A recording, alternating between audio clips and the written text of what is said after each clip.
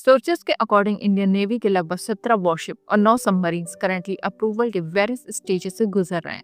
यह फ्लीट के existing 61 worship और सबमरीन के एडिशन है जो कंस्ट्रक्शन के वेरियस स्टेजेस पर है। न्यूली अप्रूव्ड वेसल का कंस्ट्रक्शन डोमेस्टिक लेवल पर किया जाएगा। सोर्स के अकॉर्डिंग 70,000 करोड़ के प्रोजेक्ट 17B के लिए प्रपोजल का रिक्वेस्ट, जिसमें 7 नेक्स्ट जनरेशन फ्रिगेट का कंस्ट्रक्शन साथ ही 2 मल्टीपर्पज वेसल का कंस्ट्रक्शन का प्रोजेक्ट भी शामिल है, जल्द ही जारी होने की पॉसिबिलिटी है। सोर्स में आगे ऐड किया गया है कि project 75I that is India और प्रोजेक्ट 75 एड ऑन कमिटी द्वारा कॉस्ट निगोशिएशन की एडवांस स्टेज पर है। प्रोजेक्ट 75I के अंडर 6 मॉडर्न सबमरीन कंस्ट्रक्ट किया जाएगा जिसकी एस्टिमेटेड कॉस्ट 70,000 करोड़ रुपीस है। प्रोजेक्ट 75 एड ऑन के अंडर 3 स्कॉर्पियन क्लास सबमरीन को कंस्ट्रक्ट किया जाएगा जिसकी कॉस्ट अप्रोक्सीमेटली 36,000 करोड़ रुपीस है। प्रोजेक्ट 75 इंडिया, जिसे P75I के नाम से भी जाना जाता है, मिनिस्ट्री ऑफ डिफेंस द्वारा एक मिलिट्री एक्विजिशन इनिशिएटिव है। इस इनिशिएटिव का एम इंडियन नेवी के लिए फ्यूल सेल और air independent propulsion system that is AIP से less diesel electric attack submarine procure करना है ताकि इंडिया की नेवल स्ट्रेंथ को बिल्ड किया जा सके और indigenous submarine building capacity develop किया जा सके। प्रोजेक्ट 75I प्रोजेक्ट 75 का फॉलोअप है और यह अपने प्रीडेसर प्रोजेक्ट की डिजाइन और टेक्नोलॉजी को इम्प्रूव करता है। प्रोजेक्ट 75 के अंडर स्कॉर्पियन जैसी conventional diesel electric submarines, advance acoustic absorption technology, low radiator noise level, long range guided torpedo, tube launch anti ship missile, sonar और सेंसर स्वीट जैसी improve stealth features के साथ आती है। हालांकि चूंकि इन्हें इलेक्ट्रिक बैटरीज पावर देती हैं, इसलिए इन्हें रिचार्ज होने के लिए 48 घंटे में सरफेस पर आना पड़ता है। प्रोजेक्ट 75I में AIP टेक्नोलॉजी इसे और बेहतर बनाती है, जिससे यह 2 हफ्ते तक पानी के अंदर रह सकेगी। यह आत्मनिर्भर भारत के अंदर प्रोजेक्ट के पार्ट के रूप में लेटेस्ट सबमरीन डिजाइन और टेक्नोलॉजी को लाने के अलावा इंडिया में इंडिजीनियस सबमरीन की स्टेल्थ एबिलिटी और कंस्ट्रक्शन कैपेबिलिटी को एक मेजर बूस्ट देगा। लगभग 36,000 करोड़ की कंस्ट्रक्शन कॉस्ट वाले 8 next generation corvette that is NGC का एक और प्रोजेक्ट पाइपलाइन में है। अप्रूव्ड होने पर इसकी टोटल कॉस्ट 2,40,000 करोड़ रुपीस से ज्यादा हो जाएगी। कमोडोर सिंह के अकॉर्डिंग वॉरशिप और सबमरीन का एडिशन ओल्ड प्लेटफॉर्म को मॉडर्न और इम्प्रूव टेक्नोलॉजी से इक्विप्ड करना है। ये एडिशन भी रिन्यूअल के लिए है। न्यू कैपिटल शिप और बोट का एडिशन सिग्निफिकेंट है क्योंकि 355 वॉरशिप और सबमरीन के साथ Chinese PLA navy world's largest navy बन गई है और इंडियन ओशन साइड दुनिया भर के मरीटाइम बॉडीज में इसकी प्रेजेंस बढ़ गई है। इंडियन नेवी की टोटल फ्लीट स्ट्रेंथ 130 से ज्यादा है। साथ ही करंटली टोटल 61 शिप्स और सबमरीन अंडर कंस्ट्रक्शन है। यह मैसिव प्रोजेक्ट इंडिजीनियस है जो डिफेंस मैन्युफैक्चरिंग में इंडिया की सेल्फ रिलायंस को शोकेस करता है। सबसे पहले प्रोजेक्ट 17A है जिसमें 7 एडवांस शिप्स शामिल है, जिसमें एक शिप ऑलरेडी कमीशन्ड है और बाकी के 6 ऑन द वे हैं, जिनकी कॉस्ट 48,000 करोड़ रुपीस है। इसके अलावा 2500 करोड़ रुपीस की कॉस्ट वाले 2 लार्ज सर्वे वेसल भी अंडर कंस्ट्रक्शन है जो हमारी मैरीटाइम सर्वे कैपेबिलिटीज को एनहांस करेंगे। इसके साथ ही फ्लीट में शामिल अदर शिप्स की बात करें तो इसमें पहला है गोवा शिपयार्ड लिमिटेड से 2 ट्रिपुट क्लास फ्रिगेट जिनकी कॉस्ट 13,000 करोड़ रुपीस है। नेक्स्ट है सम्राट और उत्कर्ष जिनकी कॉस्ट 887 करोड़ रुपीस है।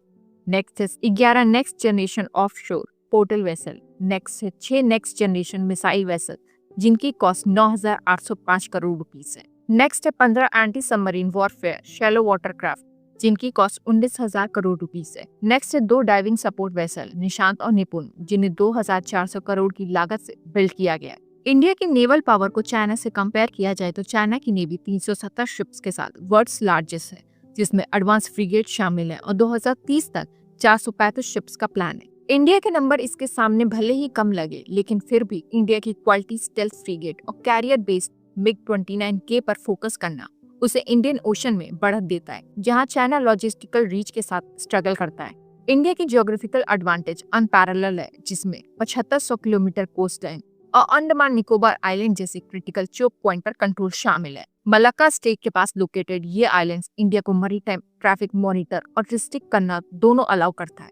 स्ट्रेट ऑफ हर्मुज इंडिया को ऑयल रूट में लिवरेज देता है जबकि वेस्टर्न कोस्ट अरेबियन सी पे डोमिनेट है जो एक नेचुरल बफर प्रोवाइड करता है। Lakshadweep islands western Indian ocean में इंडिया के सर्विलांस और डिप्लॉयमेंट रेंज एक्सटेंड करते हैं। इसके विपरीत चाइना को सीरियस जियोलॉजिकल चैलेंजेस फेस करना पड़ रहा है। इसका ईस्टर्न कोस्ट टाइफून और सेस्मिक एक्टिविटीज से प्रोन है जिससे naval base stability specially South China Sea के आसपास कॉम्प्लिकेट हो जाती है। येलो सी का शैलो वाटर लार्ज वेसल की मैन्यूवरेबिलिटी को सीमित कर देता है। जियोपॉलिटिकली साउथ चाइना सी में चाइना के एग्रेसिव टेरिटोरियल क्लेम ने वियतनाम और फिलीपीन जैसे नेबर के साथ रिलेशन को तनावपूर्ण बनाती है, जिससे उसके अलायंस लिमिटेड हो जाते हैं।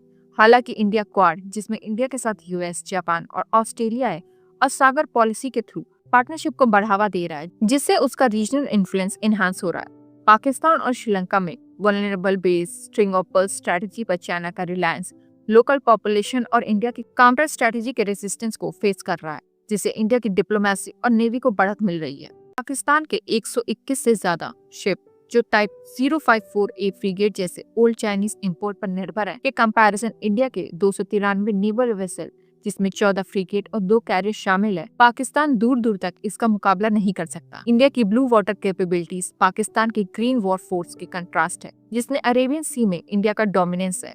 इंडिया कराची और ग्वादर के पास सी लेन कंट्रोल करके पाकिस्तान को इजीली चोक कर सकता है। कैरियर्स और सबमरीन के साथ इंडिया पाकिस्तान के ट्रेड और फ्यूल सप्लाईज को डिस्टर्ब कर सकता है और अपनी वास्ट कोस्ट लाइन और पोर्ट इंफ्रास्ट्रक्चर का फायदा उठाकर पाकिस्तान को इकोनॉमिकली आइसोलेट कर सकता है। ऑपरेशन सिंदूर के दौरान भी इंडिया ने एयर स्ट्राइक और ग्राउंड ऑपरेशन के साथ पहलगाम टेररिस्ट अटैक का जवाब दिया था, जिसमें बिना नेवल एक्शन के पाकिस्तानी ठिकानों को डैमेज किया। INS विक्रांत की डिप्लॉयमेंट ने रेडीनेस का संकेत दिया, लेकिन लैंड बेस्ड फोर्सेस ने इंडिया की मल्टी डोमिनेंस स्ट्रेंथ का शोकेस करते हुए पाकिस्तान को अच्छा जवाब दिया। 1971 वॉर में भी इंडियन नेवी ने ईस्ट पाकिस्तान को ब्लॉक कर दिया था, कराची पर बॉम्बिंग की और विक्ट्री सिक्योर की।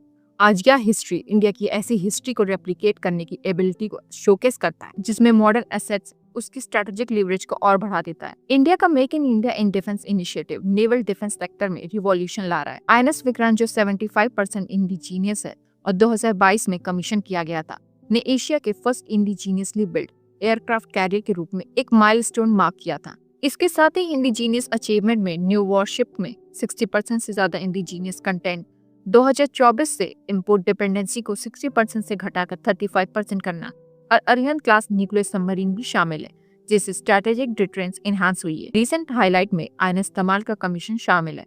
1 जुलाई 2025 को इंडक्टेड या रशियन बिल्ड स्टेल्थ फ्रिगेट है, जो ब्रह्मोस मिसाइल से लेस है। इंडिया के सेल्फ रिलायंस की ओर बढ़ते कदम में लास्ट फॉरेन बिल्ड वॉरशिप है।